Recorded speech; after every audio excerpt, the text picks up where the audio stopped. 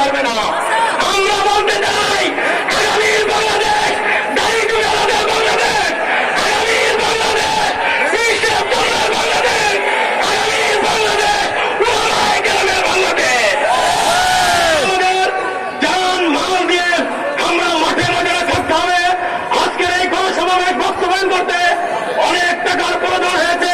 অতএব আমরা সকলের কাছে সংক্ষিপ্ত অনুরোধ আহ্বান জানাবো, আমাদের যার যা আছে সকলের পকেটে হাত দিয়ে আমাদের এই সম্মেলনের জন্য সকলে সহযোগিতা করুন।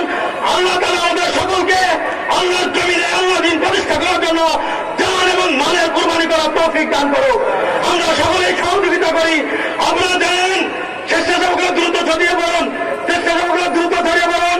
আমরা সকলেই আমাদের এই সম্মেলনের জন্য আমরা সকলে দান করি।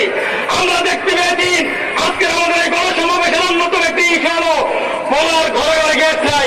আমাদের জ্বালানি উপদেষ্টা বলে গেছেন জাতীয়ভাবে গ্যাস না দিলে নাকি ভোলাতে গ্যাস দেওয়া হবে না। আমরা বলতে চাই ভোলার গ্যাসের খনি সম্পদ, এই ভোলার গ্যাস প্রত্যেকটা ঘরে ঘরে না দিলে ইন্দাকো কোম্পানি সেটা গ্রহণ করা হবে, হরতাল হবে, অবরোধ হবে। স্বেচ্ছাসেবকরা আমরা আমাদের কাজগুলো চালিয়ে নেই। সংগ্রামী সহযোগিতা ভাই বন্ধুগণ, আজকের এই গণসমাবেশের এ পর্যায়ে এখন বক্তব্য রাখবেন ভোলা সদর এক আসনের হাত পাখা প্রতীকের এমপি পদপ্রার্থী, ভোলা বরিশাল সেতু বাস্তবায়নের জাতীয় কমিটির সংগ্রামী আহ্বায়ক, ইসলামিক আন্দোলন ভোলা বরিশাল বিভাগীয় সাংগঠনিক সম্পাদক জননেতা মাওলানা হায়াম ওমর বিন মুস্তাফা।